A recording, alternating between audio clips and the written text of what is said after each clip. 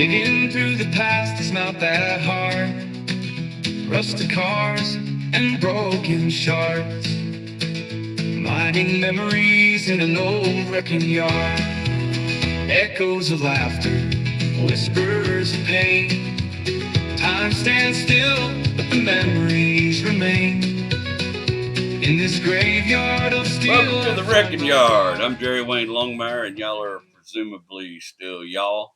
All are welcome here in the Church of Internal Combustion. All we ask is that you show up with an open heart.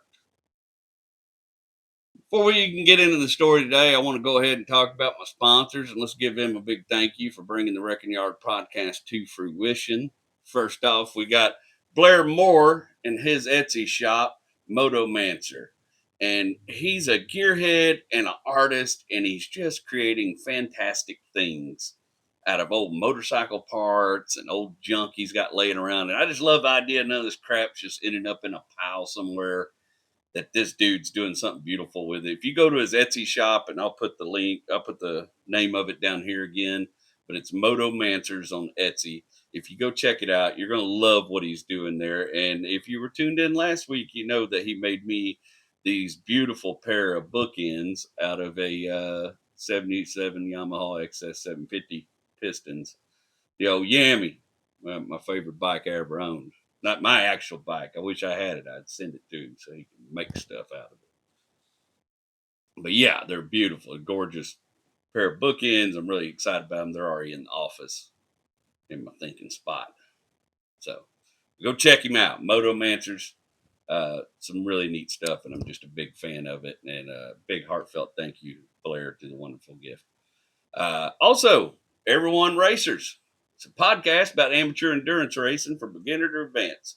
Got all the news, tips, and tricks that go along with the hobby. And 4 friends, often teammates, Chrissy Matura, Christopher Abbott, Tim Burr, and Christian Mental Ward, discuss current racing trends and news. They do some fun. You should just go check it out, man. This doesn't begin to describe everything they do on that podcast. All the numbered podcasts have to do with specific engines, and they just talk about some real. If you're just a car nerd and you really want to talk about some weird stuff, these guys cover it, man. And I'm a big fan. It's become one of my favorite podcasts to listen to, and you can find it everywhere you can find fine podcasts such as this one. All right. Sponsor copy done. We can just move right along. I set my timer. Cool. I got a brisket going right now, so I might have to cut about halfway here. It stalled on me a little bit. It don't matter. It's going to be fine. It's really going to be fine. This is my second attempt to do this podcast. I filmed this podcast last night in completion. And honestly, I struggled with this one a little bit, and I was still a little too raw from writing it, and I should have gave it a day. Anyway, I wasn't happy with how it come out, so I'm redoing it. Sometimes that happens, but I was still feeling a little too raw, I think, to give the old woman a fair shake, at least for this part of the story. So anyways, here we are out here again. It's actually Saturday night at my house. So, yeah, getting ready for Thanksgiving. Got the big Punchline show coming up. I'm real excited about that. I hope we're moving some tickets. I suspect we are. Hey, kitty. Mary Margaret, what you doing, baby? I ain't got no food in here for you. Hey. Yeah, right here. Sorry about that. Mary Margaret showed up, decided to make an appearance. She's been very needy the last couple of days. I put this one off. Honestly, I don't have a project or anything working on that.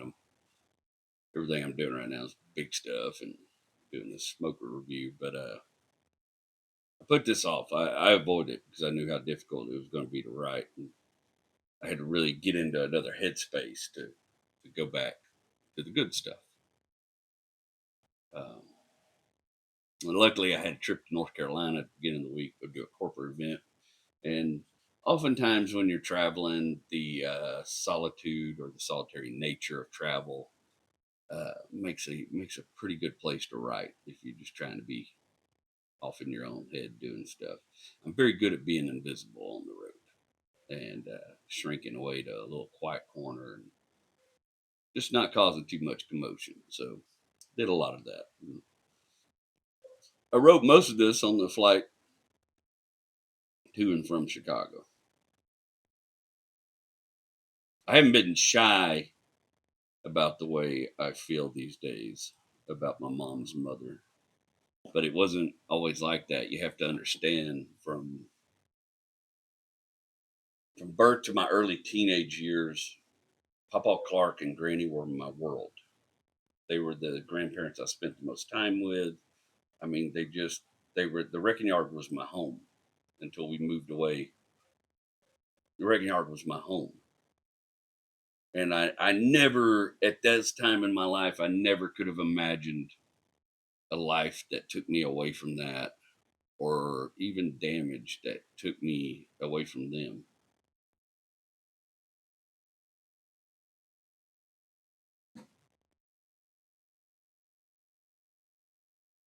Did you catch him? Good girl. She caught a rat.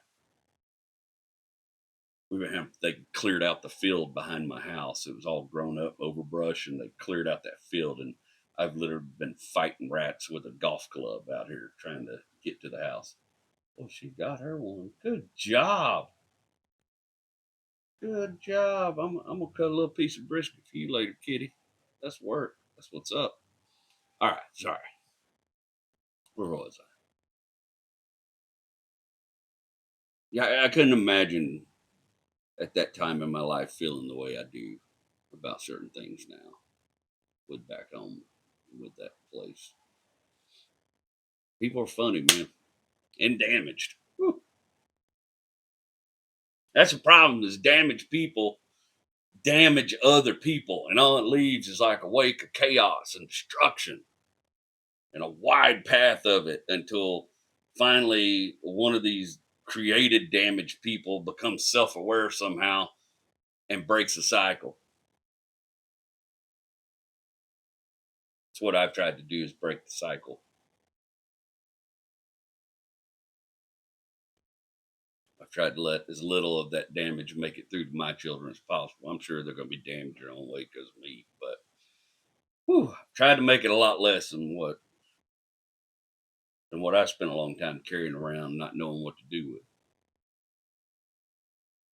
You know, that's the thing. You can take damage and anger, and you can push them up in a ball, and you can stick them off in here, and you can wear it like armor. Keep anybody from else from hurting you. Keep anybody else from getting to you. You can build armor out of it, but all it's really doing is weakening you. You don't realize at the time you feel strong and prideful, but it's just weakening you. It's just cutting. It's ruining your insides.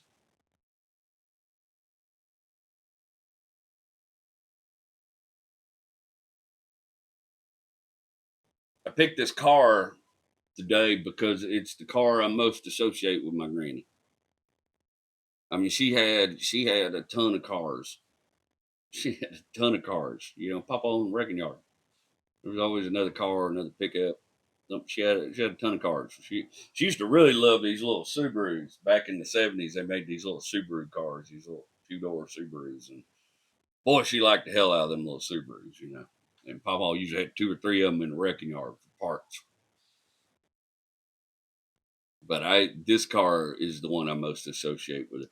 I think it was present in our family from about the time I was about 7 or 8 years old until, well, y'all have heard this is the car I totaled. This is what I left on the side of 45 after I punched a rod through the block before I got my Trans Am. So that's how long that car was in my life. The time I was about 8 till I was in my early 20s and I ruined it.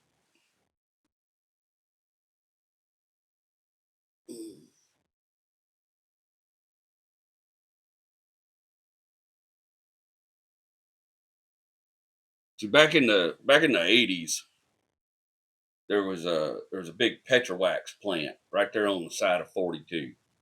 Like you're right on the edge of Kilgore before you get to Laird Hill, mind you. but like right on the edge of Kilgore, like right across from the Kilgore Cemetery, there's a big old Petrowax uh, plant. Smell the high, boy, you could smell it all, a block in every direction. Smell like that melted Petrowax, hot, oily smell, like a little bit like a refinery. And it got into like when you were like there was a little gas station across the street from it. I could just you get out of that gas station, that smell would just hit you in the face. It was right down the street from Mr. Walden's grocery store. Mr. Walden was an old family friend. He had a little old grocery store right there on the side of 42, right across from the liquor store Uncle Bobby went to. And my Uncle Stanley, my dad's oldest brother, who was, well, we're pretty sure he was autistic. Uh, he worked for Mr. Walden as a meat cutter for a real long time. Worked for Mr. Walden. Mr. Walden kept Stanley employed for many, many years until Mr. Walden had to shut down, when the Krogers and everybody showed up. And Petrolite, all the Petrolite fleet vehicles were the same flat red color. I don't know if they bought them in that color or they were sprayed locally. I mean, there was no indications on Granny's Malibu that it had been repainted or anything like that, but they were almost like comically bad paint jobs. There you go. I don't know if maybe being at that Petrowax plant just baked that paint on because of the heat and the chemicals in there. I couldn't tell you, man. But all their fleet and their service vehicles were that same color. Like most companies in the early '80s, they turned over their fleet. They bought all new fleet vehicles and all that kind of stuff. I don't remember what happened to Petrol. I think they got bought by Baker Hughes.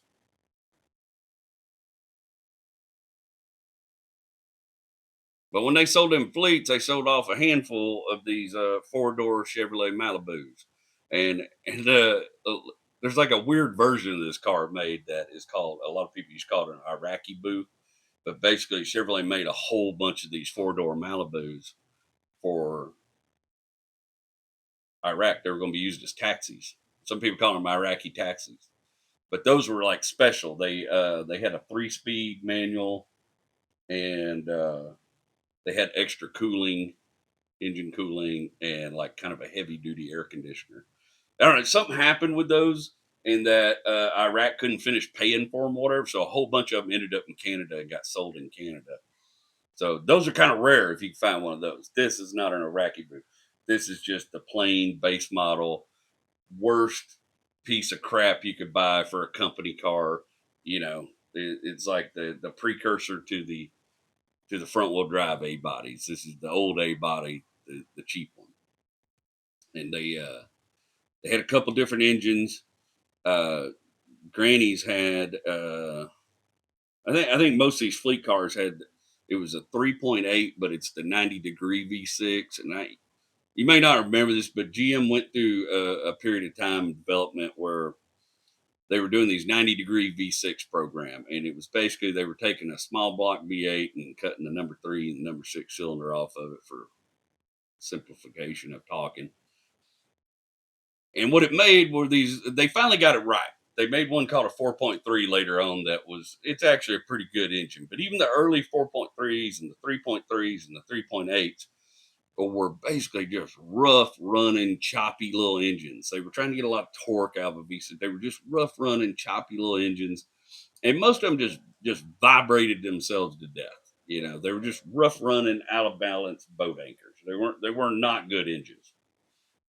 And it's not to confuse it with the Buick 3.8 V6, which is a different engine design and a fantastic little V6. It's not the same thing that what came in these Malibus. This was the GM 90-degree 3.8. I think it had all of about 94 horsepower in about a 3,300-pound car. It's like if you ever been passed by a stock Super Beetle, like that's what was happening in this car. This thing barely pull itself out of its own damn way. Very reliable. I mean, she drove piss out of it for a long time, but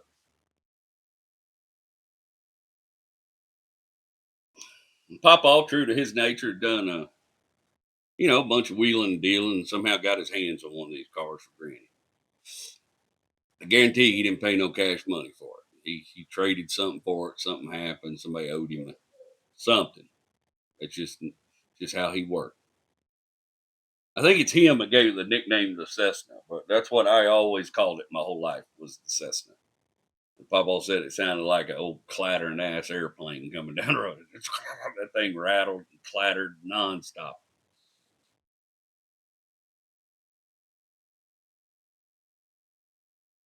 When I was writing this, when I was thinking about this, I could literally close my eyes and smell that car, that petrowax smell, because cars absorb everything.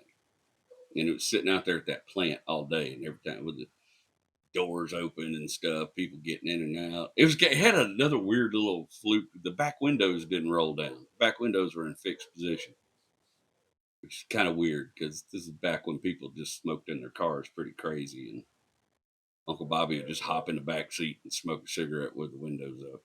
You know, my under my young ass sitting beside him. While he's huffing and puffing. It was red. It was that little flat red. You could just had like a tan interior. Had a trailer hitch on it because it was the '80s in East Texas. Damn it, everything had a freaking trailer hitch on it. Hell, even your three wheeler had a trailer hitch on it.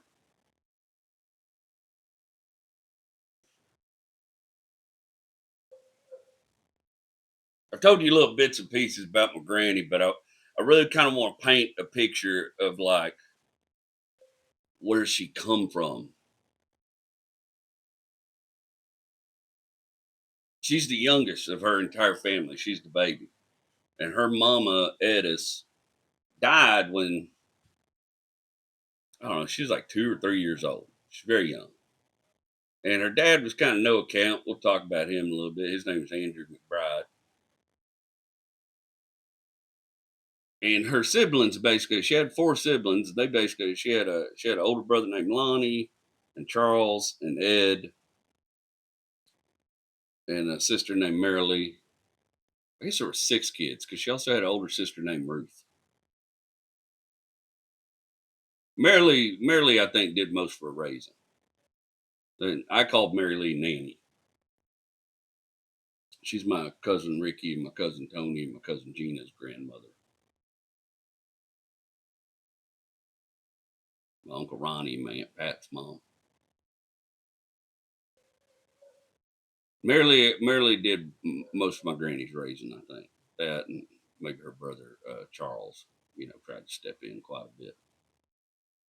Her brothers are kind of crazy too. There's stories about Uncle Ed and Charles. Blow your Uncle Ed was a boy. That man was a full blown right. Uh, Uncle Lonnie, he's kind of a hoot too. They're all dangerous, crazy old East Texas men. Uncle Lonnie's the carpet king in Longview, Texas.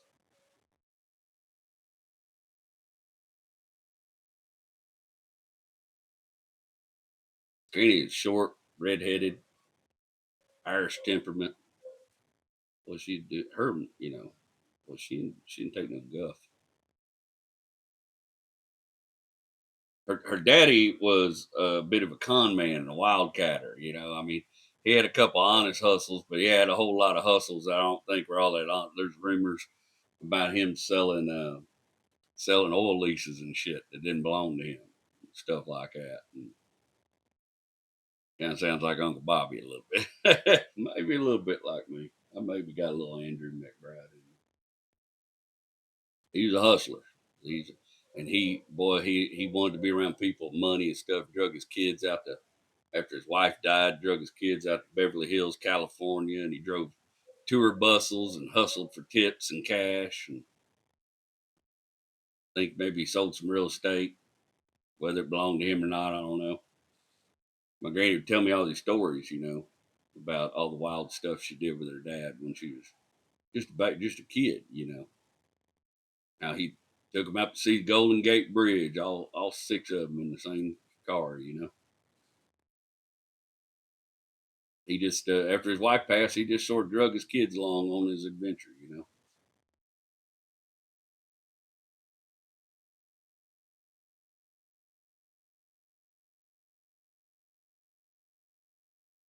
And she being a baby, you know, she used to tell me this all the time. She's said when she wouldn't get her way, she'd cry about her mama dying, and that her brothers and sisters would let her get her way. So probably got spoiled a little bit, you know, by them.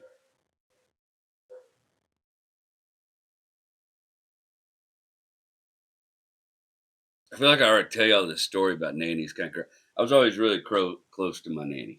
My nanny used to. I spent a lot of time around her. My nanny and my mother were very close. My nanny did a lot of raising of my mom because Granny was very young when my mom was born, and you know, we'll talk more about it later. But basically, Granny was pregnant with a married man, by a married man when with my mom.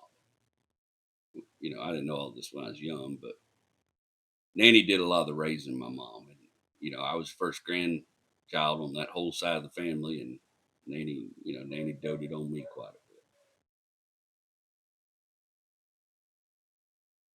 She used to call. I had like blonde hair. It was real light when I was a kid, and she used to call it my chicken fluff. She'd run her fingers through it, that chicken fluff. She said, "What are you thinking about behind them blue eyes, baby?" She tell me all the time, "What are you thinking about? What kind of secrets you hiding behind them blue eyes, baby?" I miss her a great deal. She died of breast cancer or complications from breast cancer when I was working offshore in Louisiana. I might have told y'all that story. Uh, when she died, I was stuck on a rig, and my job ended up getting cut short. And so I caught a hitchhiker ride with this other dude on the rig that was headed to East Texas, and he took me all the way to Liberty City, to Sabine, Texas. Yeah, Liberty City, Texas, where she lived. And he took me all the way there. He dropped me off in her driveway. Come walk down the driveway. My Aunt Janet looked at me like she'd seen a ghost. "Where'd you come from?" "Well, my job, my rig got cut short early, and I wanted to be here." It was right before Nanny died. Right before Nanny, she was on her deathbed. She was real bad sick. It was towards the end. My mom and daddy had gone up to see her. I was stuck on a rig. I couldn't go. So, well, I just wanted to come see Nanny. Mama said she's pretty bad. Man, Janet said she's been talking about you all day. She's been telling us all day you was coming to see her. "Did you call?" I said, "No, I didn't call nobody. I just found out this morning and caught a ride with my friend. Mama don't even know I'm coming." She goes, "Mama, your mama's been telling her all day you weren't coming. And she's been insisting that you were coming all day."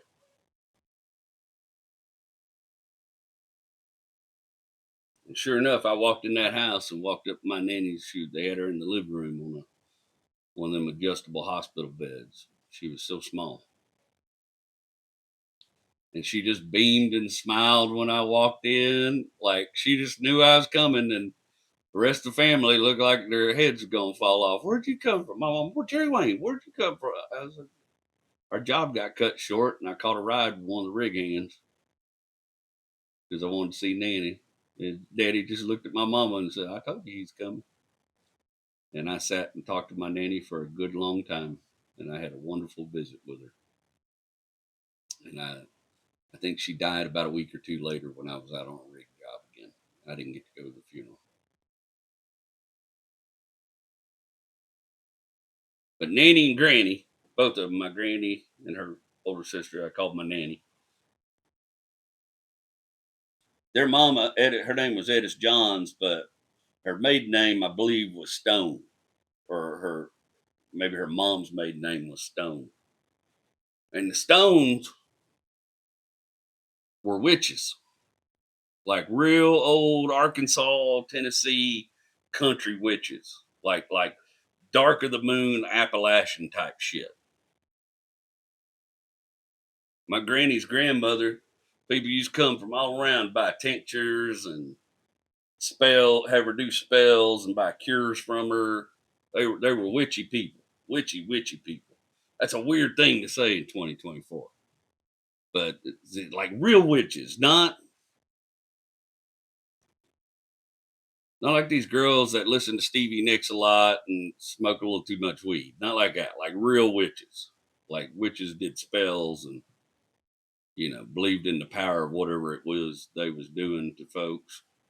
I don't know if they was doing a bunch of hoodoo and curses on people, but having met them a handful of times, I can tell you I suspect they were quite frightening to me as a child.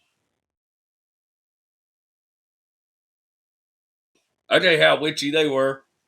My birthday is 7/8/77, but I was supposed to be born on 7/7/77. That's when I was predicted to be born, and that's the day. That's when Mama went into labor. Was 7/7/77, and my daddy said them stone people was lined up and down the hospital hallway. Like half of them come down from Arkansas and everywhere just to be there. And they was all whispering and excited because if I was going to be born on 7/7/77, that was real special. I was going to make me some kind of ninja warlock or some type of shit, able to maybe explode people's heads or something. I don't know. They had high hopes for whatever the hell was going to happen if I was born on 7/7/77. They were excited. They brought food. They showed up at the hospital ready. When Mama was still in labor after midnight, Daddy said they all just went out to their cars, disappointed, and left and never come back. They were just there in case they was going to see a baby witch born or something. So I don't know, man. I wish I knew what they thought was going to happen to me had I been born on that day. And if you are born on 7/77, 70, well, 7/7/77, I recommend maybe avoid Arkansas. There's a mess of them there. My granny used to do some spells for some folks. My granny, she had a spell that was supposedly remove warts. And she did it to me one time as a teenager when I was driving to El Camino. It was after I had the El Camino and I was in Kilgore with the El Camino. And I got this big old wart right here on the pad, like the base of my thumb.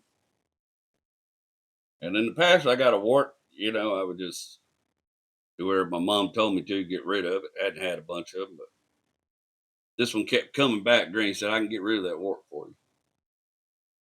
She said, I know a spell that my mama's mama taught me. Her mom taught her.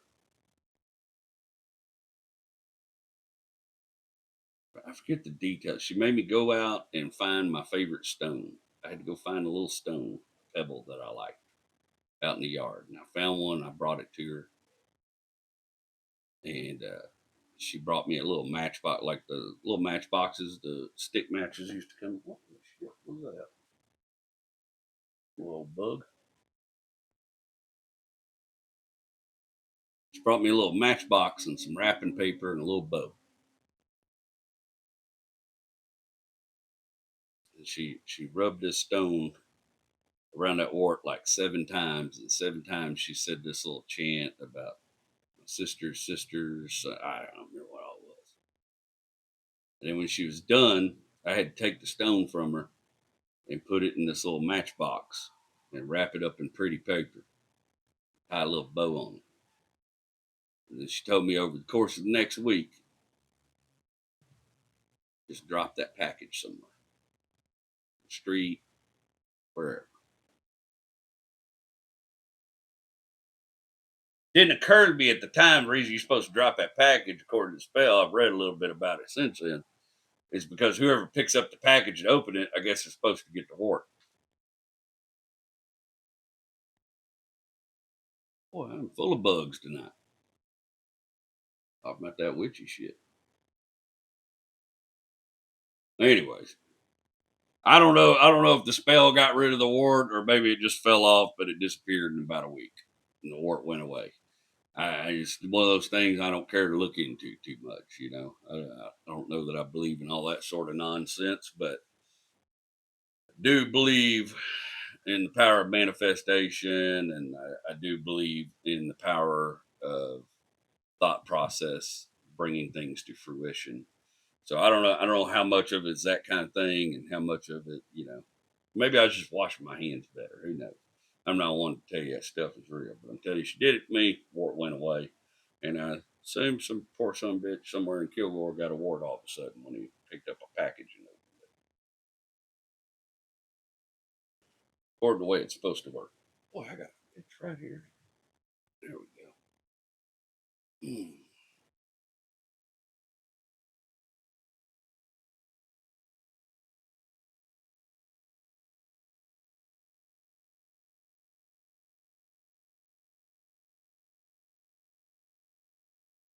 I spent most of my time with them.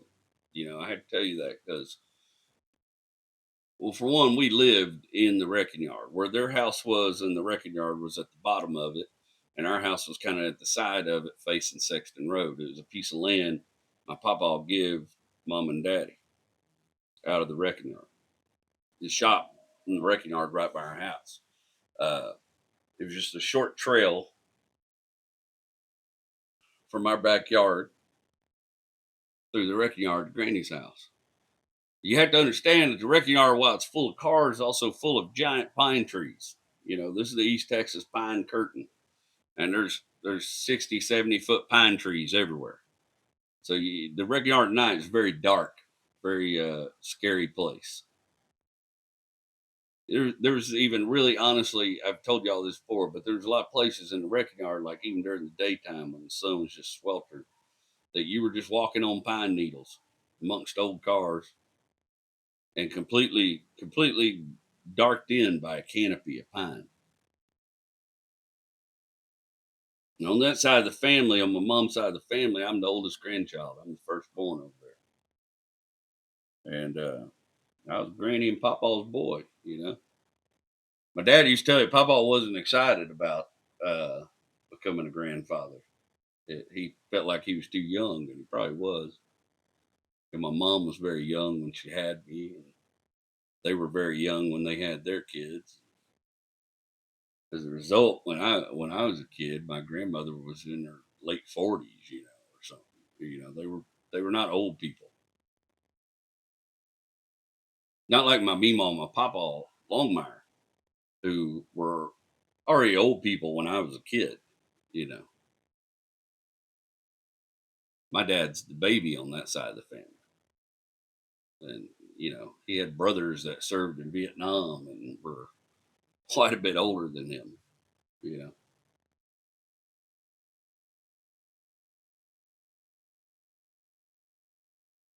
know, I spent the most time with them growing up.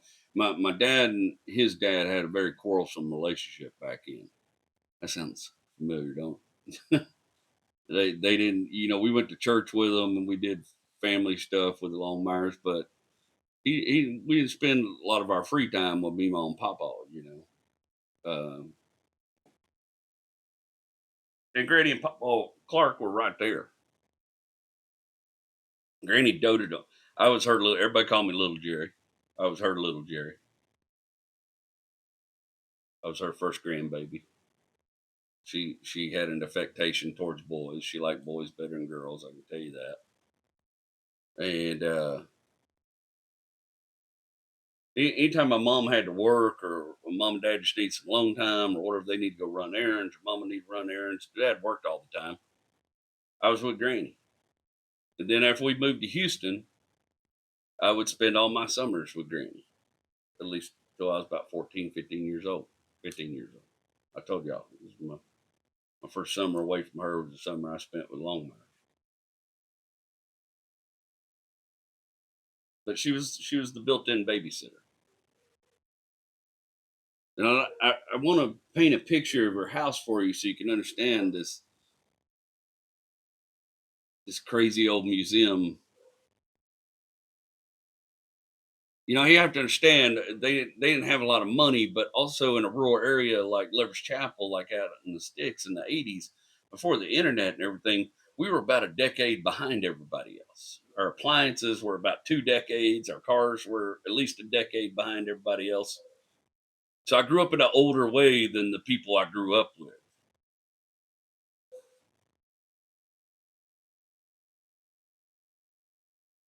But her house was, I mean, it wasn't much. I bet that house wasn't 1,000 square feet. Got to be somewhere around that size. They had a primary bedroom and 2 extra bedrooms, and they'd raised, you know, 5 kids in that house. And in fact, when I was young, my Aunt Lori, my mom's youngest sister, she was more like my big sister. She was a teenager when I was a kid, and she married very young and moved away. But she was like my big sister when I was a kid. My mom and her were super close. My mom doted on her. She was my mom's baby. My mom had done a lot of her raising.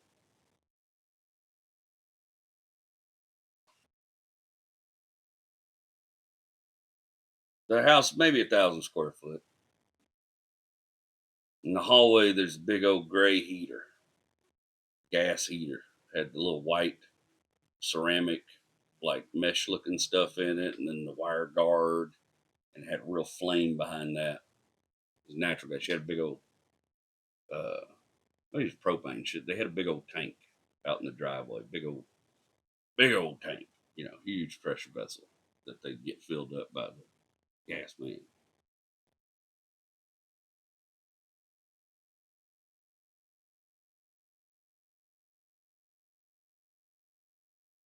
So one end of the house is bedrooms, the other end of the house, one bathroom, the other end of the house is living room and the kitchen. And the two best places to play in that house when I was a kid, especially when it was a little cold outside, was right around that gray heater or in the living room in between their 2 chairs. Papa always had him a recliner, and Granny usually had her some old used recliner. And in between those 2 chairs, there's a big old potbelly wood stove back then. Granny make coffee on the stove and stuff in the morning. But those are 2 main sources of heat for that house. And they didn't like. Sometimes they didn't want to waste gas. They just run that wood burning stove all night. Those are 2 best places to play. You just warm and fuzzy, and I don't know how many times my GI Joes choke slammed each other off the top of that heater. I know Sergeant Slaughter put a lot of people down off the top of that little gray heater in that hallway. Also, you want to play in the living room in the summertime because that's where the window unit was. And they had window units in the bedrooms, window units, more AC units hang out the window.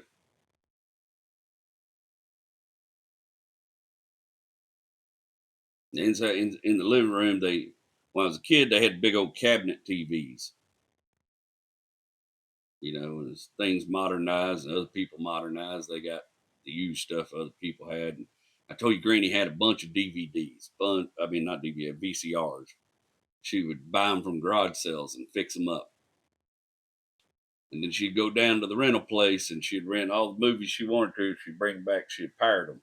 That's back before we called it pirating. She'd record these movies. And one wall in the living room, the wall between the kitchen and the living room, Papa had cut off into the drywall and made little wood shelves in there about the size of a VHS tape. And that whole wall was full of VHS tapes she had recorded. She put about 3 movies on every tape. That's what you could do back then. All my favorites, freaking Over the Top, all the Sylvester Stallone movies. I liked them. Tango and Cash.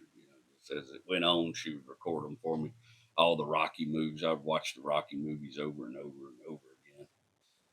I watched Over the Top all the time. That was one of my favorites when I was a kid. I can remember just sort of hoping in the back of my head my real dad was going to show up one day and take me arm wrestling and teach me how to arm wrestle. We was going to go win a truck in Vegas or something.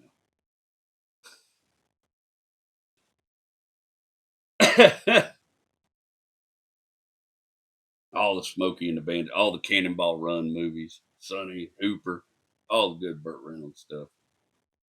Except Deliverance, strangely enough. I didn't see Deliverance till I was an adult. And whoo boy, not a fan of that flick. Does not work out well for the chubby guy in that movie. Don't recommend. Especially if you got a trip to Alabama in the works. But all the movies. And the kids movies too. We were Pentecostal when I was growing up. My mom and dad was Pentecostal. Pentecostals didn't do TVs in the house back then. That wasn't a, now they got the interwebs and everything and all that's okay. But back then, boy, Pentecostals didn't watch a bunch. But TV was a secular sin. It was not something you were to be exposing your children to. And we had a couple TVs a couple times, but they were always little black and white models. And then, you know, some traveling preacher would come visit the church, do a big speech about television program and a big sermon about television program. And dad would get rid of the TV.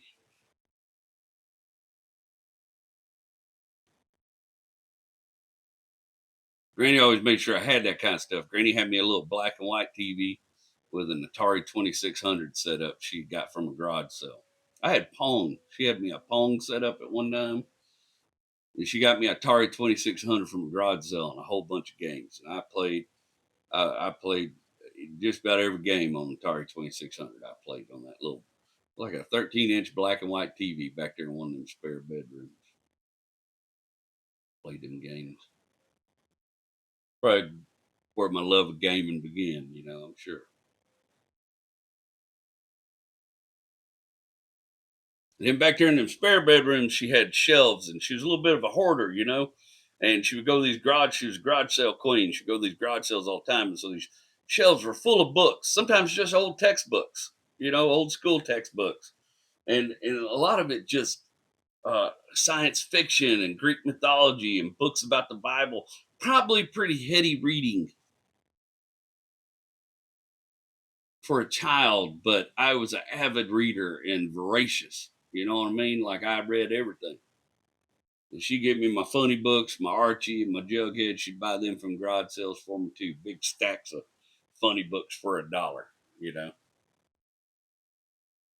She knew I liked them cartoons. I liked drawing them. But I would read all them other books too, all Greek mythology. I remember I was very young when I read a collection of Ray Bradbury stories the first time, and whoo, that's heady reading for a kid, man. I've read it back as an adult, like holy shit, no wonder I'm screwed up.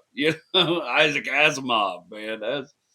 I think that's where I learned existential fear. It was at like 10 years old reading Isaac Asimov. It never occurred to me I was going to die, that everybody was going to die. I read no Isaac Asimov.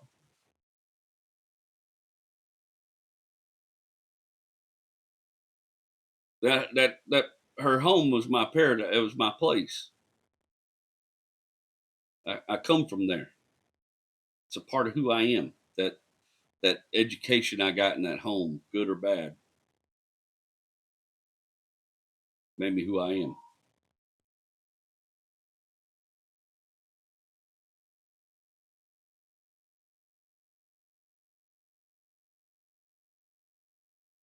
I thought the sun rose and set on her. Mama, I cried every time I had to go home, even though it was just a short walk through the wrecking yard. I didn't want to not be at Granny's house.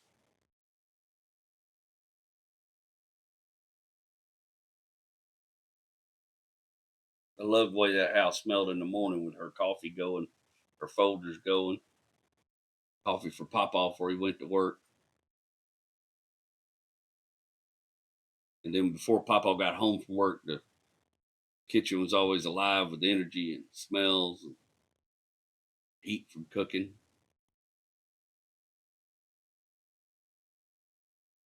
And when we had family things together, everybody kind of congregated in that kitchen.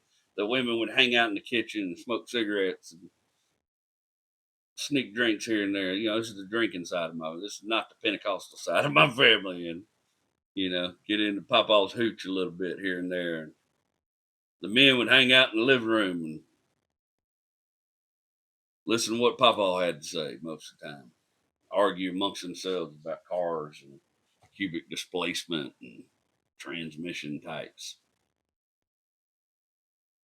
We weren't a big sports family. Wasn't a lot of sports going on. But boy, they'd sit there and watch a car race and argue about it the whole time. Sit there and argue about who had the best winch. Sit there and argue about who made the best winch that none of them could afford to begin with. My younger sister was the other baby she doted on. My younger sister, Kimberly, is 5 years younger than me. And we weren't, decided we weren't close growing up. I know I don't talk about her a lot, but a lot of that's because I kind of want to give her autonomy and stuff. She hasn't had the best go of things in life. She has a lot of physical ailments and stuff like that. And much like me, she suffered a great deal after my mother passed. We're way, I think we're way closer now as adults. In fact, she's coming this week. I'm really excited. She's coming Monday, and because she's coming, she's gonna be here with kids. Rachel gets to go to my punchline show with me. We don't get out much. We're homebodies with our kids. Rachel rarely ever gets to come to shows. You know, she has to hear about it secondhand or see video. So it's a treat when she gets to come to a live show. And I love when my sister comes to visit me now, but I think we're far closer. I feel like I'm far closer to her now than we were as kids because we were at 5 years apart. We were raised in very different environments, and one of the reasons my mama and Granny were super tight back then, but Granny and Kimberly had bonded because my mother had that car wreck when Kimberly was an infant, and infant Kimberly had pretty much been brought up by Granny while my mom was recovering from that car wreck, and it took a long time. And those are, if you've had kids, then you know a lot happens in those years. That's a lot of their personality, a lot of everything happens in those years.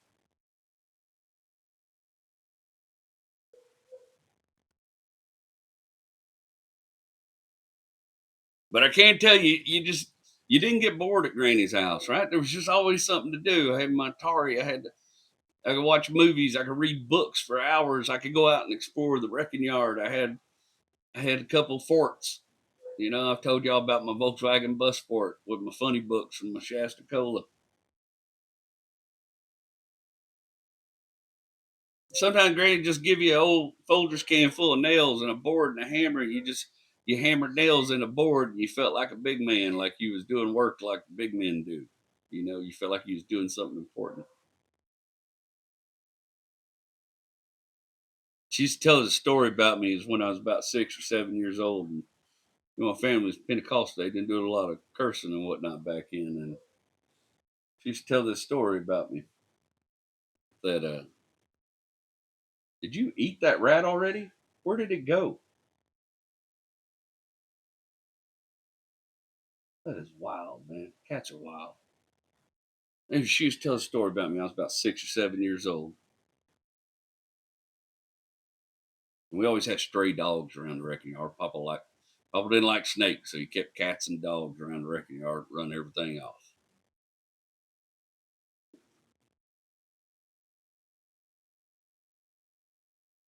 She said I was over there. I was just a hammering. I remember the day I was little. I had a jacket on. It was cold. And I was just hammering nails in this old board on the back porch. And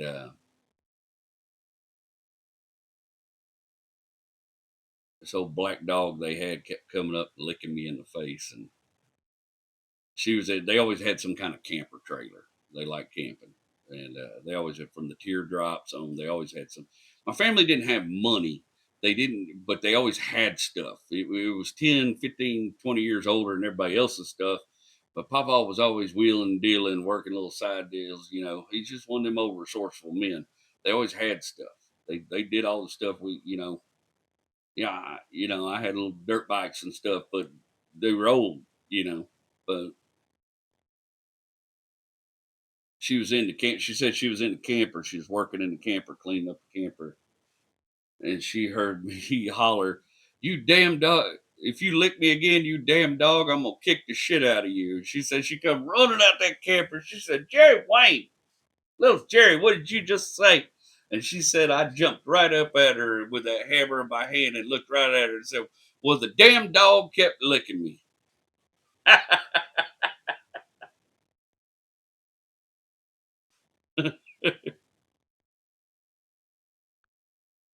The thing we probably did the most,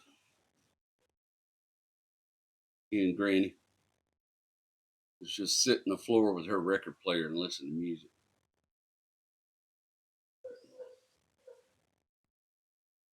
She loved music.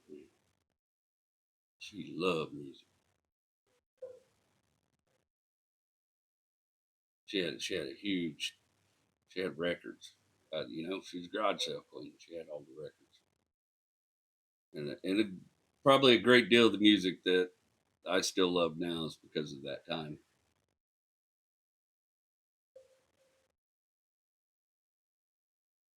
I can name you 6 of them right off the top of my head. That she was fascinated with Elvis, obsessed with Elvis, and there's rumors that when she was younger, she had a picture. And there's rumors that her and Elvis had a little hookup back when he was on his hayride tour. I'm gonna tell you, she's kind of a looker, and what I know about Elvis wasn't super picky. So it doesn't sound like crazy. She's a bit of a runaround, you know. But she certainly passed that obsession with Elvis Presley on to me. I'm a huge fan of Elvis. Yeah, I know it's 100% because that time spent at her house. I would sing his songs. She had a little microphone. I would sing his songs and I would do his dances for her. I seen every Elvis movie. I've heard every Elvis song that you can get. I still. My wife says about once a year I hit about a month where all I do is listen to Elvis music. I get into that mode. In fact,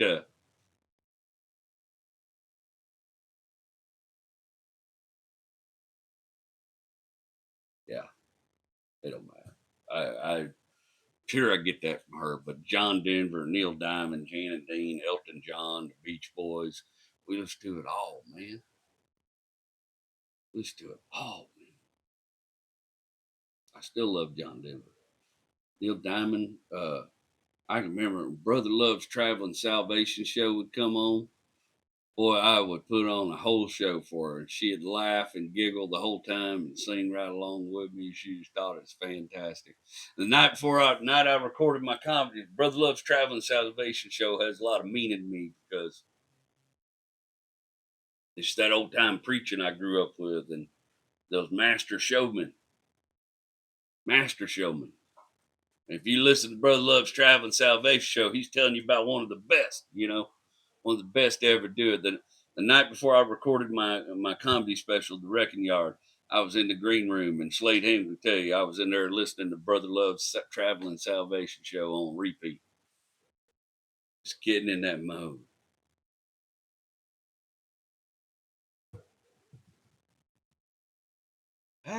Life is a friend.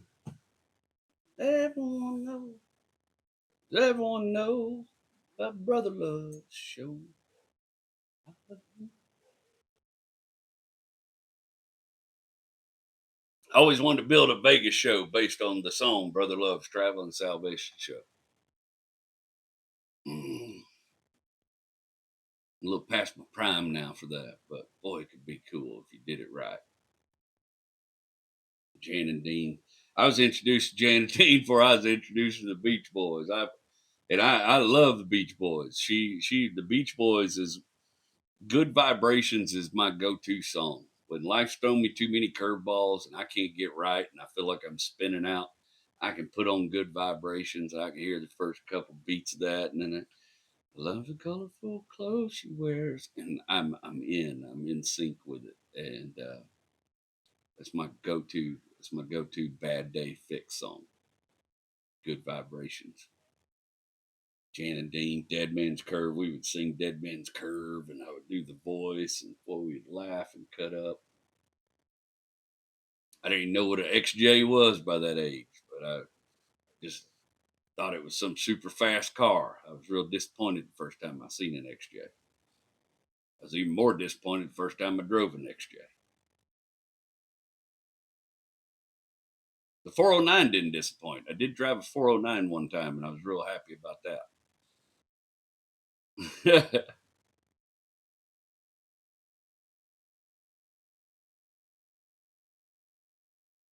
Elton John is the soundtrack of my life. There's no Elton John. Elton John I grew up with though is old Elton, badass Elton. She got me this from a garage sale. It's this little some of y'all might be old enough to remember these. but it was like a little plastic box. It was a speaker. There's a place over here to stick your 8-track in. It's a little portable 8-track player.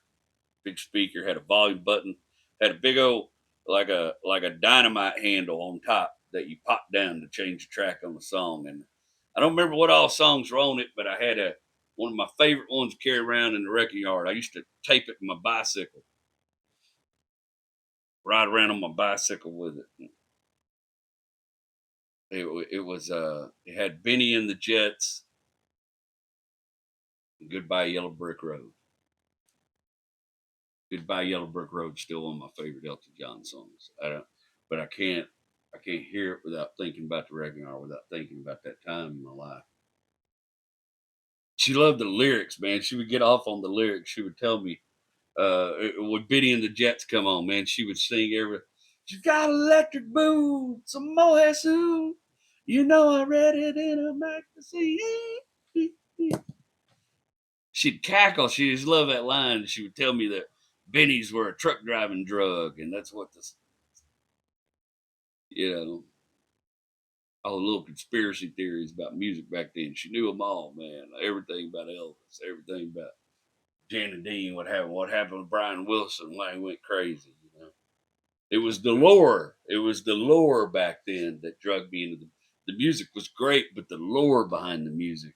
There's no lore behind music anymore. It's all carbon copy, overproduced crap. Me and my wife were just talking about this. We grew up with the first pop music Christmases, you know, the pop music from the 50s and the 60s and 70s. And they just keep trying to make it, but it's this watered, washed down, overproduced crap these days.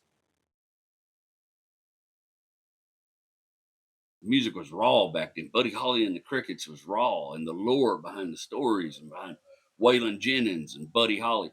Me and Granny must watch that Buddy Holly movie with Gary Busey about 15, 20 times. I've seen the Neil Diamond movie about 10, 15 times. You know, when he's playing in the black folks joint, and he raises his hand. He's got grease paint all over him, and they find out he's white because he raises his hands to do a little testimony while he's singing. She loved, boy, the Benny and the Jets lyrics. She liked out, and Rocket Man too. Mars ain't the kind of place to raise a kid. In fact, it's cold as hell. She had laughed so hard at that lyric. She just thought that was the best thing anybody had ever wrote.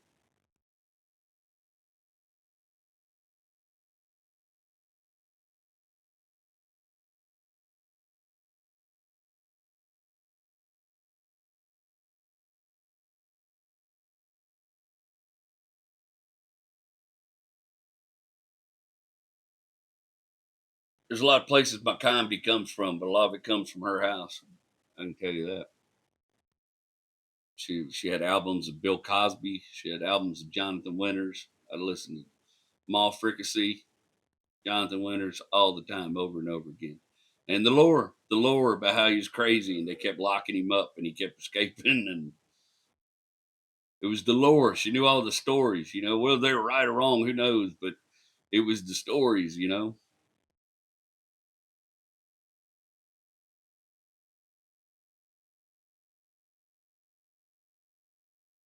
I know we're not supposed to, you know, Bill Cosby done a lot of bad things, but back then he was the funniest thing I ever heard in my life. I listened to stories about Mushmouth and Fat Albert and Bill and his brother and Cackle with Granny. That was my first introduction to somebody just take a microphone and make people laugh. Of course, Uncle Bobby turned me on to Red Fox and Richard Pryor. Stuff's a little rougher. Eddie Murphy. There's one guy in particular, man, back then. He had his one big hit. He was like, this is like in the late '60s, early '70s. His one big hit was a song called "The One-Eyed, One-Horned, Flying Purple People." We had that movie too on VHS. My sister about wore that little movie out. It was terrible. Worst, worst, worst effect you ever seen in your life. But he wrote that under the name Sheb Woolley. It was like a pen name. And I don't even know what the dude's real name is, but he also did a whole bunch of albums under the name Ben Calder. And he had this funny guy. Ben Colder always sounded like he was drunk a little bit, and he'd do parodies of popular country songs from his era. And Ben Colder was real good friends with Johnny Cash, and he did a bunch of Johnny Cash songs. I love Ben Colder. I think a lot when I watch tapes of myself from back when I started. I think a lot of my original stage persona was definitely borrowed from Ben Colder. You say Ben Colder here. Another boy. Well, hell, I ain't been no colder here than anywhere else. I had a lot of favorites here. Ben Colder had all of it. He did a Harper Valley PTA parody. It was hilarious. He did one of my favorites. Oh, his Sunday morning coming down is one of the funniest things you ever hear in your life.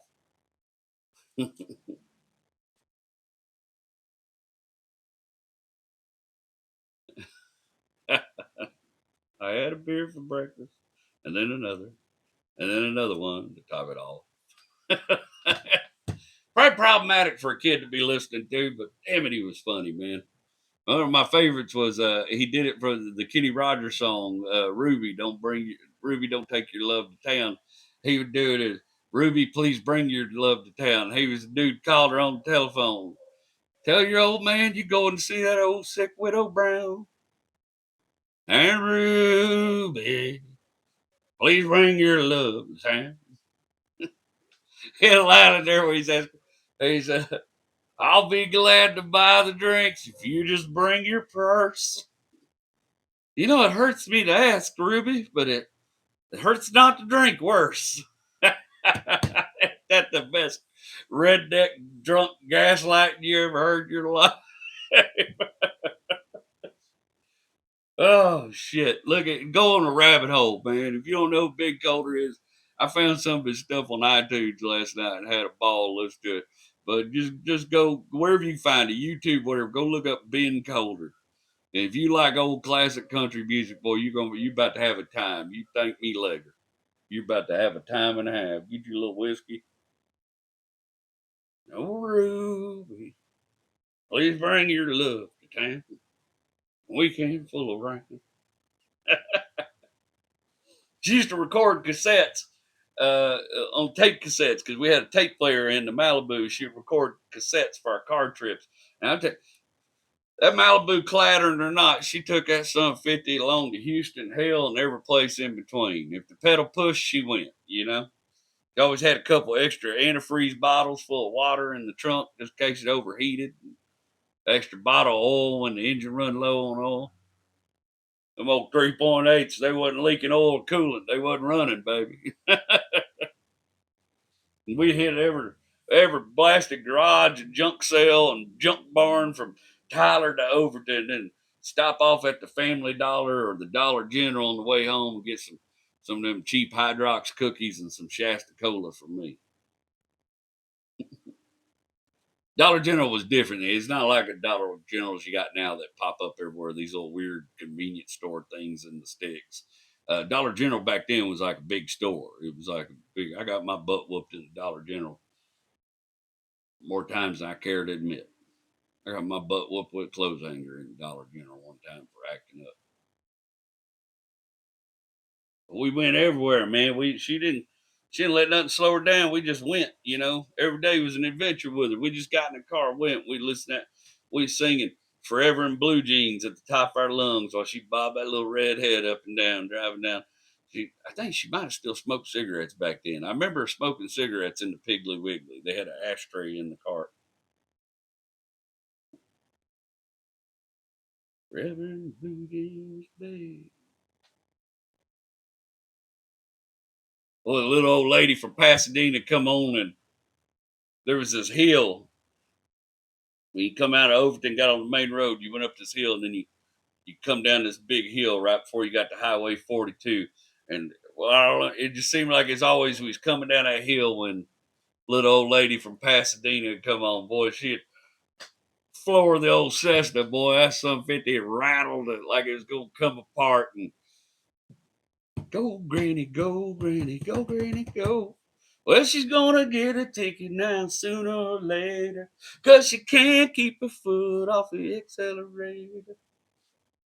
Go, granny, go, granny, go, granny, go. She didn't wait on no man for nothing, man. I know now she didn't have good relationships with men. I don't think her and my papa had a great relationship. I damn sure think he was probably a fan of the love tap. I think he'd probably put a hand on her a couple times too. He was a rough old dude, man. Not the kind of shit I'm into, but I just know things was different back then. But I know she gave as good as she got too. I seen her go after grown men, fist up, ready to fight.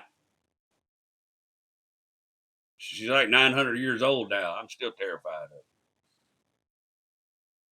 She gave me hints all along, though. She used to tell me this thing all the time as a kid, and I think about it now when I think about the other stuff that happened to me. And she used to tell me her job was to keep the evil out of me. Men like my daddy, my papa, Uncle Bobby, they all had evil in them. She was going to keep me from getting that evil in me.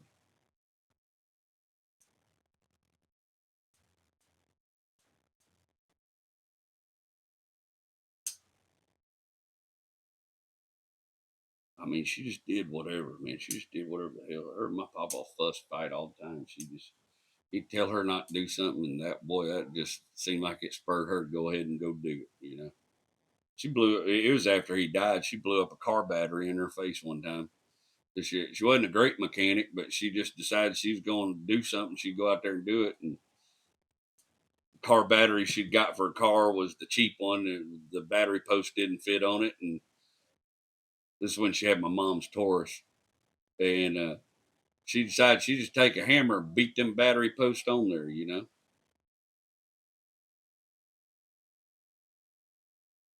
The battery exploded in her face. She had to have all kind of surgery and stuff. She had a big old scar, look like Frankenstein. And truthfully told, she probably asked Uncle Bobby to come do it for her, and he pulled one of his disappearing acts. He wasn't reliable, and he was the only man she had around back in. But she'd do whatever, man. She'd go to, like I told you, always had him campers. And when she'd get out there, heat up a bucket of tar with a torch and crawl up on top of that daggum camper with a little old wooden ladder and and cover the top of that camper in tar to keep it from leaking water. Tar that roof all down, that hot tar, shorts and boat shoes. She'd go out there with gasoline, pour gasoline on the fire ants in the yard. She had it in a little milk jug. In fact, when I was about 7 or 8 years old, she got a phone call, something she had run off in the house, and me being a stupid kid, because this kind of stuff stupid kids do when you're a little kid, you got to watch little kids. I picked the gasoline jug up and poured gasoline in my right ear, ruptured my eardrum, and ended up having to go to the doctor and have medicine in my ear for a long time and stuff. She was unstoppable though. Go out in the wrecking yard, drag crap back to the house and clean it up. I feel like we was always spray painting something. She had a collection of spray paint she'd bought from garage sales, some new, some old, and half of them you didn't even know what color it was till you sprayed it. We'd spray lawn furniture, cars, whatever the hell she drug up out of the wrecking yard. She decided she needed to get painted. I didn't know about the Dexatrim and the fact she was on them diet pills and she was speeding out of her mind. That's why she always had to be doing something. She's sometimes, boy, she'd make one of my favorite things she made in the morning was skillet toast. She'd take bread and she'd butter it and she'd throw it down her electric skillet and toast it up. And she'd get up there and get her pill in her in the morning. The time I woke up, she done made a whole loaf of skillet toast for just me and her to eat. That's probably where I started gaining weight as a kid, eating all that bread. And when I was young, every once in a while, boy, we get a call in the middle of the night, phone ring, and Papa's truck wouldn't be in the driveway. And you'd hear Granny on the phone, pissed off. Boy, all right, we'll be up there in a minute. There's some bar somewhere, somebody done took Papa's keys. He's too drunk. We had to go get Papa from the bar and bring him home. Boy, they'd fuss and fight all the way home. He loved picking at her. He'd just pick at her. Reba June. He called her Reba June. Reba June. He'd just pick at her the whole way home while she's just mad as an old wet hen. They fussed a lot, man. He fell off a ladder one time out in the regular yard doing something. Fell off a ladder. I think he broke his ribs. Or no, maybe he fell down out at the lake. They had a little lake lot out at Lake Tyler. He'd wheeled and dealed himself into this little lake lot, and they'd go set the camper up out there and hang out at the lake. And my nanny, at some point, she bought the lake lot next to him, and her family, my cousin Ricky and Tony, they'd come hang out at the lake with us kids. We'd spend all summer at Lake Tyler. Something happened. Papa fell down. I don't remember if it happened at the lake or not, but we was back at the house that night, and we didn't know he'd broke some ribs, but he was in a lot of pain. He didn't know he was in a lot of pain. He's worried he's bleeding inside. And Granny got him in that Malibu, and we started driving down the road. And that old dirt road in front of their house was just a washed out road, big old rut and, everything in it. And every time she hit one of them, damn, Reba June, can you try to miss some of the bumps? Damn, Reba June. My God, I feel like you're looking for them on purpose.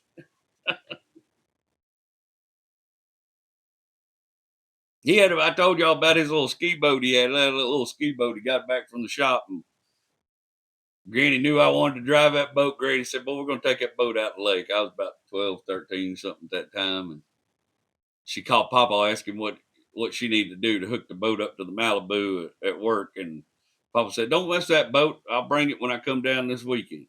She said, "No, I want to take it down now." He said, "I done told you, Reba June, leave that boat alone. I'll bring it this weekend." She got off the phone with him, decided to hell with him, and me and her went out there and hooked the boat up to the trailer hitch on the Malibu. Now, I was just a kid. I didn't know the difference in hitch sizes, but the ball was too small on the Malibu. It was like a little 1/1/8 ball. That truck had probably a 2 1/4, was it 2 3/8, 2 5/16, something, bigger. It's probably a 2-inch ball. It was a small, it was like a 14-foot boat, probably 2-inch ball. We hooked it up to Malibu. We take off down that dirt road. About the third bump we hit, the boat passed us and went off in the ditch. And then she got worried about Papa, so we went out there and we went back to regular yard. We got a jack and we jacked the boat up and we hooked it back up to Malibu and pulled it out of the ditch. But then she noticed that the hitch was loose.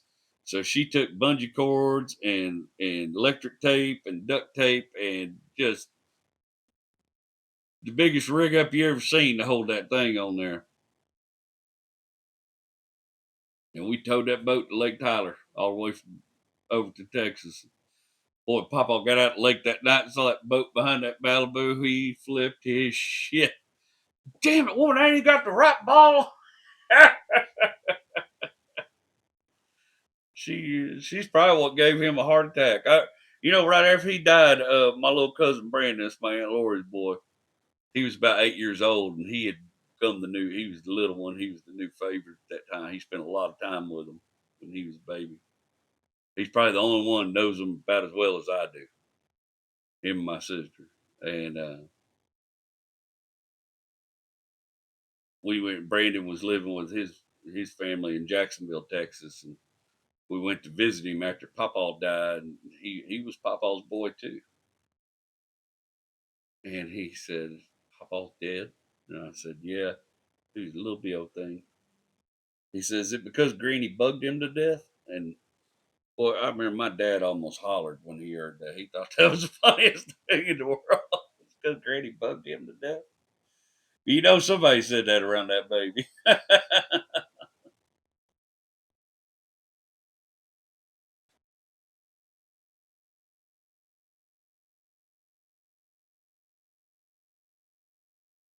Just send money to Jimmy Swaggart every payday. She watched Jimmy Swaggart every Sunday, send money to Jimmy Swaggart every payday. I guess she's trying to buy her way out of hell. She might still be sending money to Jimmy Swaggart for all the hell I know.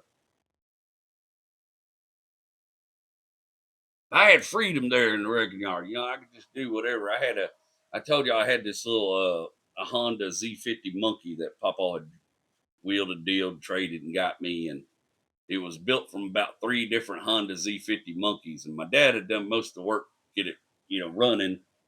But then when we moved to Houston, my dad didn't want me riding around Houston because he's worried I was going to end up under a car. And My dad had also had one when he was a kid. He'd had a bad wreck on it, broke his ankle, and you know how dads are. You just don't want to see your kid go through the same shit as you did.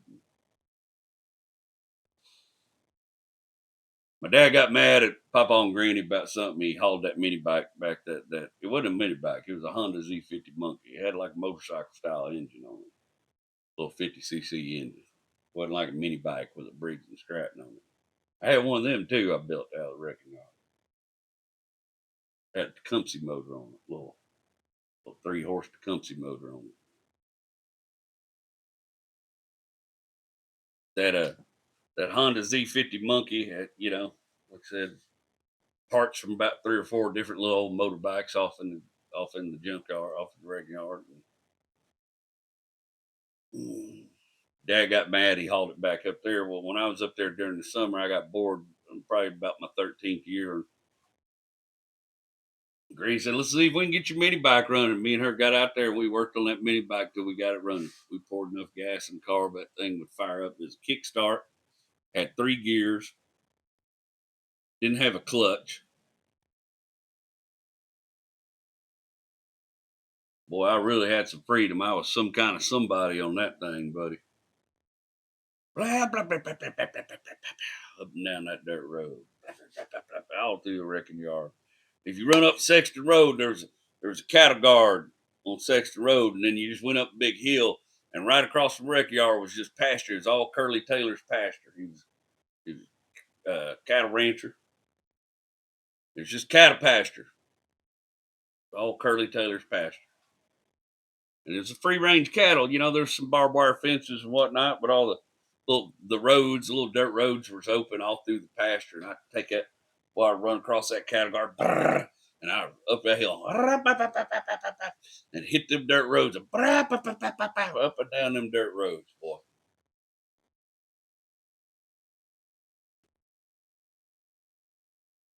Had me a rig up to hold my fishing pole on it. There was a little cattle pond at the top of that hill on Sexton Road. I go fishing that cattle pond. I ran into a cow one day on that Z50. I was just a bebopping down one of them little pasture roads that had a sharp curve in it. And come around that curve, was big old heifer standing right in the road. And I just hit her and slid up under her, and the motorbike slid down, the little Z50 slid down. Boy, I had gravel burn all over me, rocks in my skin.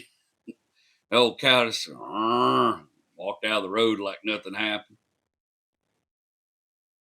I had to walk that little motorbike home a lot, boy, all the way from up there on Sexton Road. Something would happen, running out of gas or something. Granny had taught me how to siphon gas out of the newer cars in the wrecking yard. So all them gas tanks, you had a little gas on. Probably wasn't the best gas.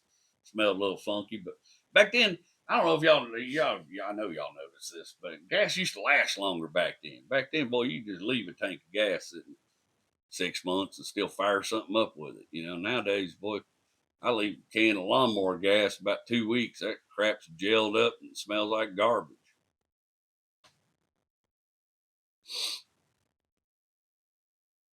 Well, I rode the piss out of it. One time I was up there with my little buddy Nathan fishing that cattle pond. Boy, I caught the biggest mud catfish you ever seen in your life. I reckon that thing was probably around that long, man. Whisker to tail. Big old boy, I fought like a booger on my little Zebco getting that big old mud cat in. It was probably more about like his. Maybe he's more like his. When I was around that age, I sure thought it was some kind of big old fish.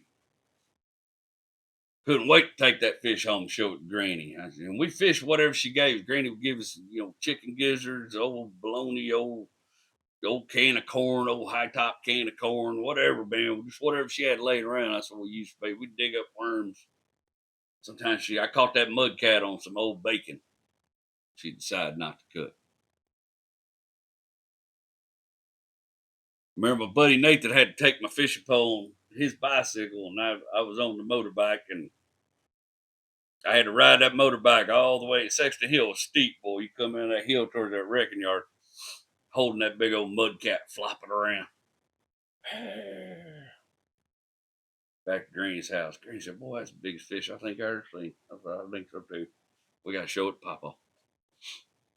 She said, "Yeah, he ain't home from work yet." She said, "Let's put it in a bucket." We put it in a bucket right over there by our porch. I remember I heard that El Camino come down that dirt road. Papa's home. Papa's home from work. Well, I run out there on that porch. I met him at the door of the El Camino. "Papa, you got to say I done caught the biggest fish you ever seen." Grace said, "It's the biggest fish you ever seen." She took the Polaroid of it. Went over the bucket and my fish was gone. Back then I had this old black cat, and I can't remember what we called it, maybe Toby or something like that. Old black cat, wrecking yard cat, sort of followed me around. Damn, if that old black cat, we heard a sound out there in the wrecking yard, and me and Papa walk out there on the hood of an old Oldsmobile. That old black cat of mine had that catfish and was just tearing it to pieces. Oh, I was so mad. I wanted to go get my BB gun and shoot the piss out of that cat. I was so mad. I remember my papa told me, he said, "You can't get mad at that cat. That cat's just doing what a cat does. Being mad at that cat for doing what a cat's supposed to do don't make no sense. He left his favorite food in a bucket." That was a big old fish, boy. You caught you a big old fish. But don't be, plus you don't, boy, look here. We ain't gonna eat no mud cat. You know, that's just, you come out of that pond up there, it's just gonna taste like cow shit and cow pecker.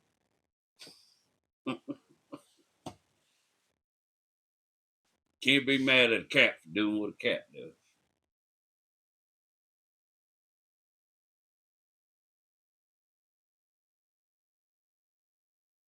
Of course, always do what he didn't want to do.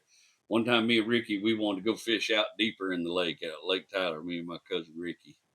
Ricky's the one I game with all the time now. He's my gaming buddy. We're still very close. We've always been close since we were young. Ricky's the first person I ever met that was allergic to milk.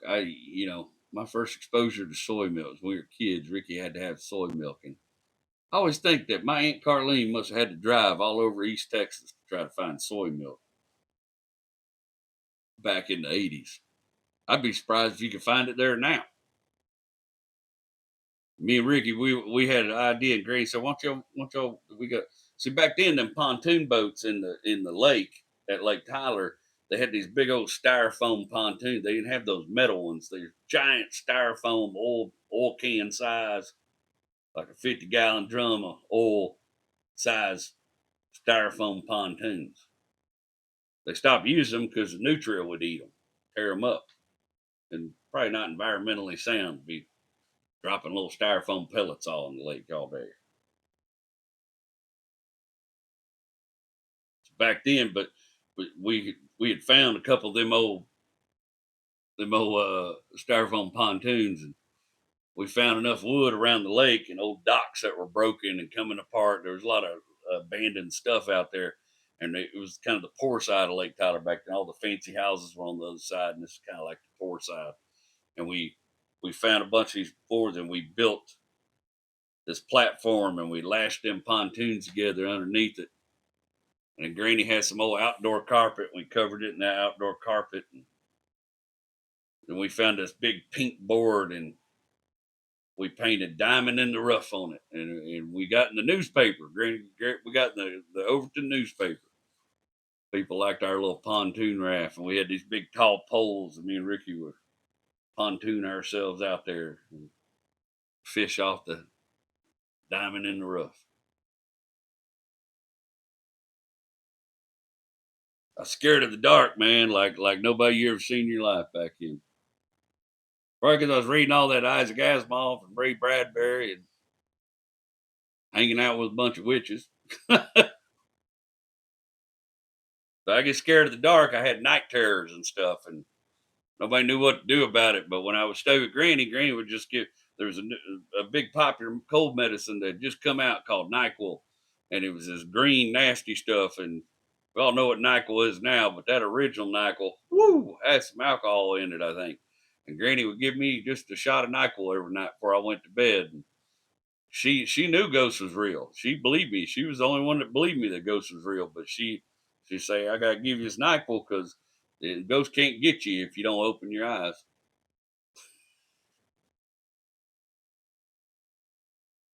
She's problematic, man. She's drugging a kid. You don't wake up, you won't see him. They work. She liked my blue eyes too. I'm the only one in the family that's got them blue eyes.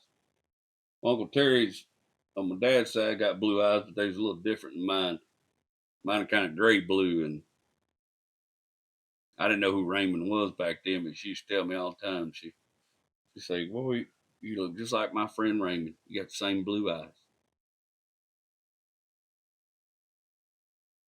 She told me that all the time. You just like Raymond. You got the same blue eyes as my friend Raymond. Look just like him. She eventually got other cars. She got my mom's old Taurus for a while. She had a Lumina. She had a Mustang that belonged to my parents. And at one point, she gave me the Cessna because I needed a car. You already know that story. Boy, she was hot about that. That was still a good car. I said, Granny, not with that block, the rod, it wasn't worth putting an engine in. That was a good car. You just ruined that good car. Boy, she's hot at me about that. Let's wrap it up there. Let's do some comments, man. Some testimonials, if you will. I can't say if you will without thinking about Dusty Rhodes. Dusty Rhodes is one of my favorite personalities ever. We're going to do some comments, Daddy. Ain't no particular kind of athlete.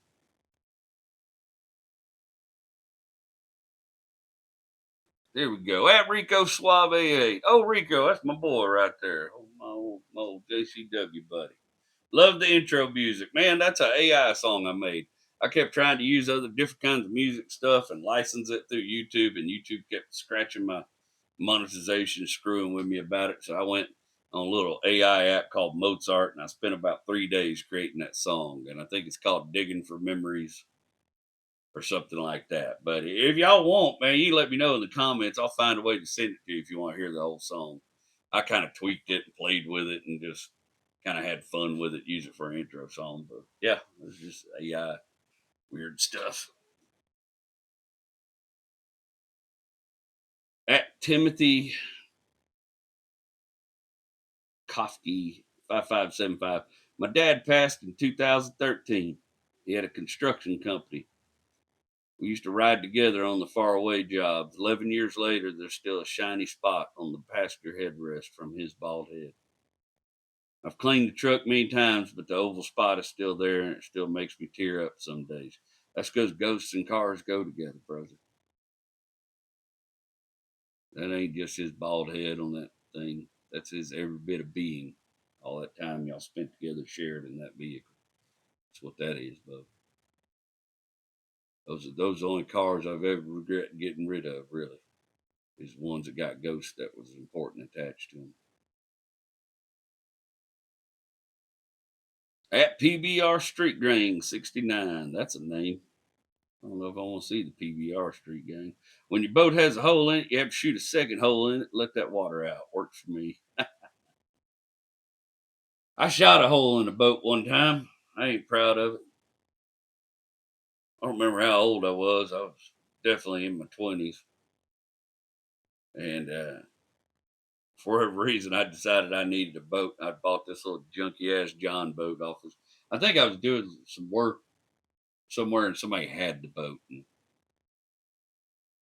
it was a little junky John boat and had a 15 horse Merc on it, but you had to wrap the rope around it, start it. It was old from 50s or 60s or something. Old John boat, rusty as hell. That 15 horse Merc was enough to push it around. I worked with this dude at the time that had a real bad stutter, man. Dude we called Clutch. Old Clutch had a stutter, man. Me and old Clutch took it up to Lake Conroe. We was going to this spot in Lake Conroe we found. We go up there and try to fish and have a good time. But there's a lot of snakes off in this cove where we like to go fishing. A lot of trees and Conroe chock full of water moccasins. Lake Conroe full of water moccasins. And them big old black water snakes. And ones that they're mean, they're aggressive as shit. They'll chase the piss out of you, bite the damn hell out of you. Not venomous, but they're mean son of 50s. I had this 22 Ruger revolver that Joey's dad gave me. 6-shot revolver. We was over there fishing that cove one day. It started to get dark. That's when you had to worry. You start a little later in the evening. That's when about twilight's when them snakes come out.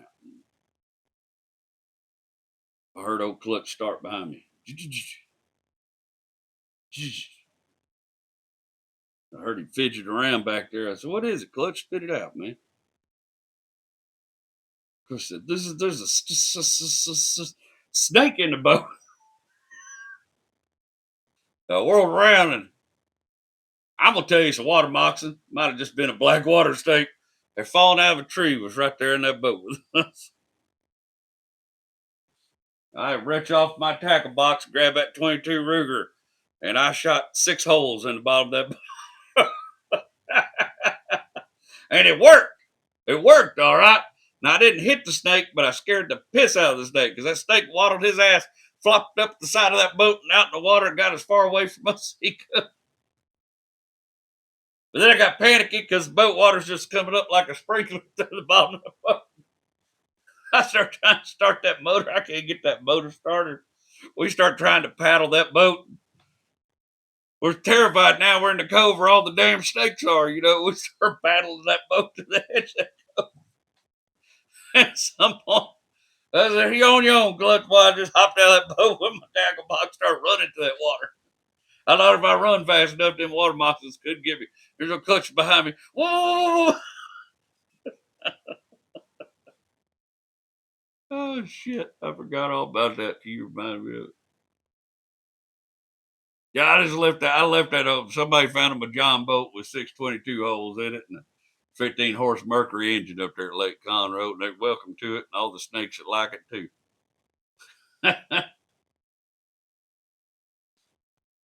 Oh man! All right, let's wrap her up.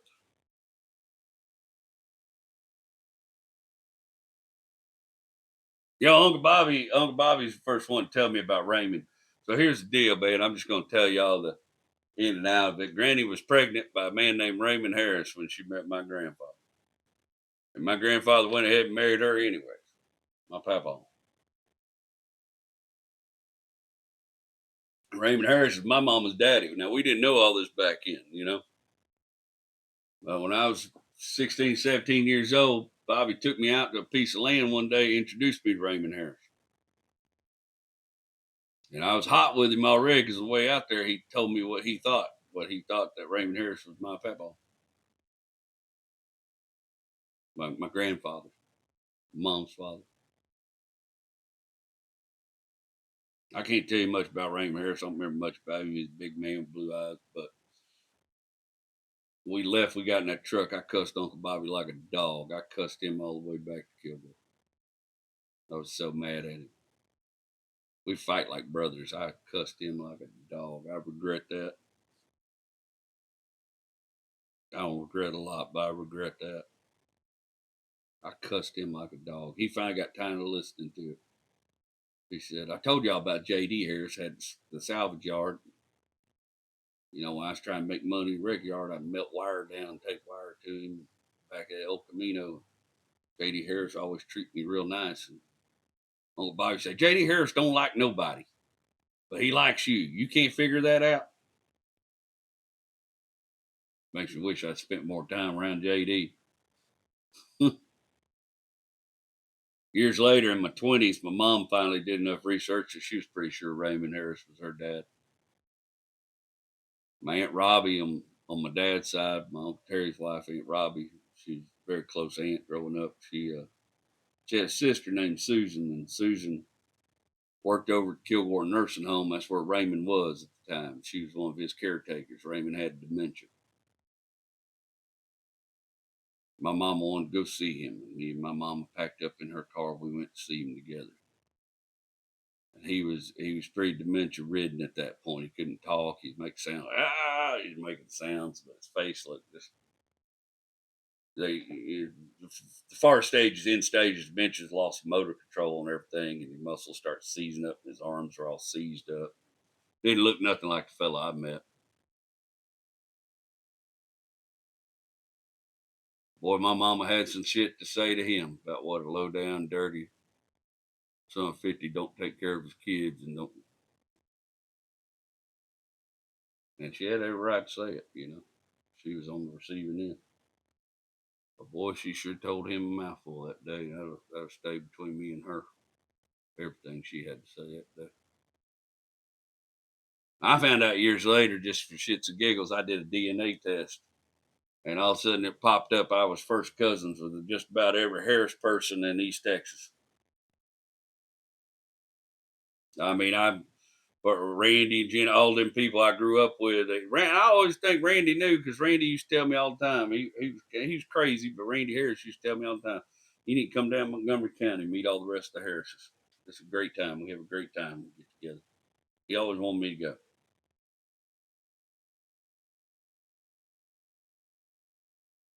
I've reached out to a bunch of them over the years and don't any of them reach back. So I reckon maybe that's a dirty secret they don't want to open up in their family. Like I said, man was a married man, had his own wife and kids. I got some little cousins out there and a couple half uncles and such like that, and half aunts. My mom had, I guess, 3 or 4 half sisters, probably.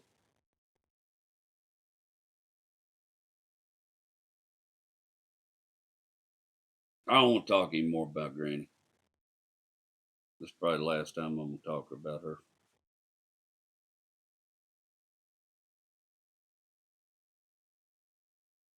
It's very hard to love somebody who, I don't know all the answers to everything in life. We've talked about toxic people and all that kind of stuff, but I can't explain how hard it is to love somebody so much that did everything they could to wreck yours and your mom's life. I still love her. I love her and hate her at the same time. I don't know if you. I think to hate somebody, you gotta love them to begin with. Takes that kind of knowledge somebody to hate them.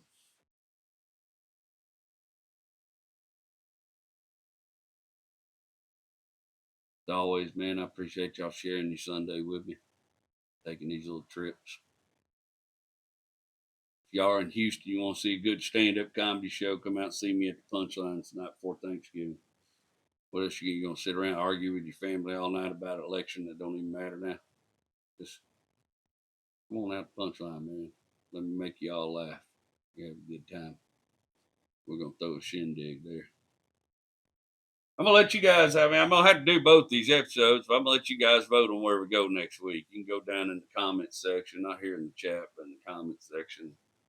Cast your vote. Whether we can either next week we can finally talk about Old Blue, my first truck, my '72 F100 363 on the tree, Explorer package, long wheelbase, fog lights, from my young teenage years. Or we could take a rip roaring ride with a really unhinged version of me and a stripper through Dallas in early 2000 running repos in a '99 Ford B10 F350 record. Both stories are getting told, but I'll let you guys vote. I'm undecided.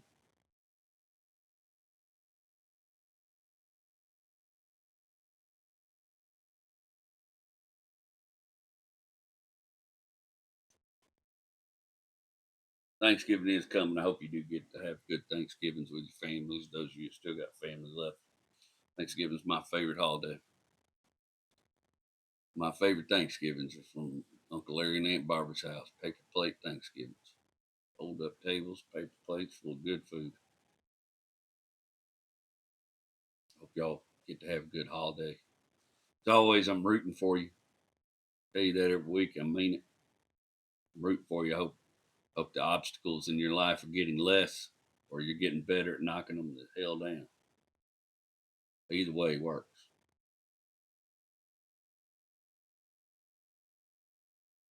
Or if y'all don't mind, before I get out of here, I want to tell you a little something about this. So A real good friend of mine wrote a book. A friend of mine named Mike Kohler. Mike Kohler, yeah, I may have told a story or two about him, but when I started comedy, he was one of my first friends in comedy.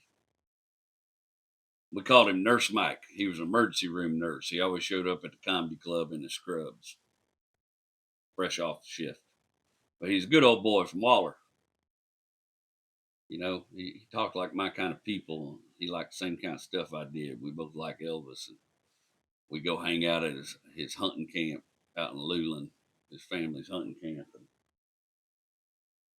Mike's a pretty good old dude, you know. Everybody got their flaws, but me and Mike always got along real well. Mike went out, wrote himself a book called Stubborn Truths. And it's one of the more interesting collection of stories I've ever read. It's a lot of real world stories accompanied with historic quotes and what helped him get through some of these stories. And I really enjoyed it. I wanted to read just a passage. There was a passage here where he was talking about his grandfather. He's talking about his grandfather, how his grandfather was always sharpening his little pocket knife.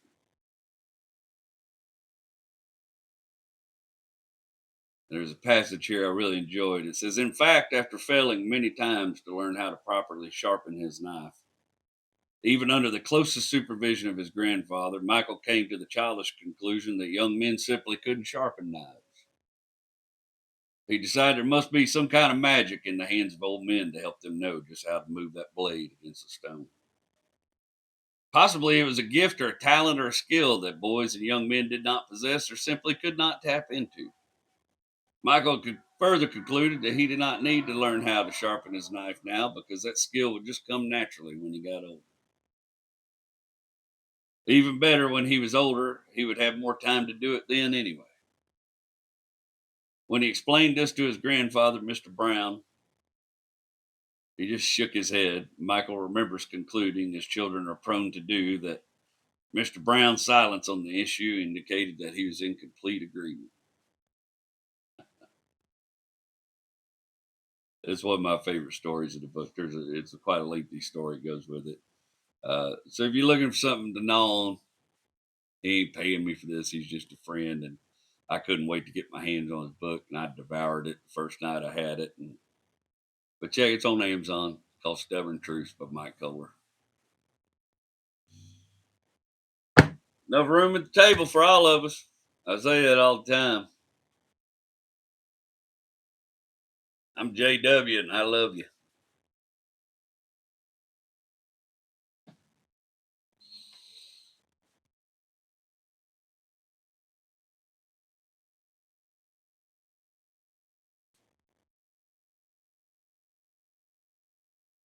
When are you gonna come down? When are you going to land? Should have stayed on the phone. Should have listened to my old man. You know you can't hold me forever. I didn't sign up with you. Not a present for your friends to open. This boy's too young to be singing the blues.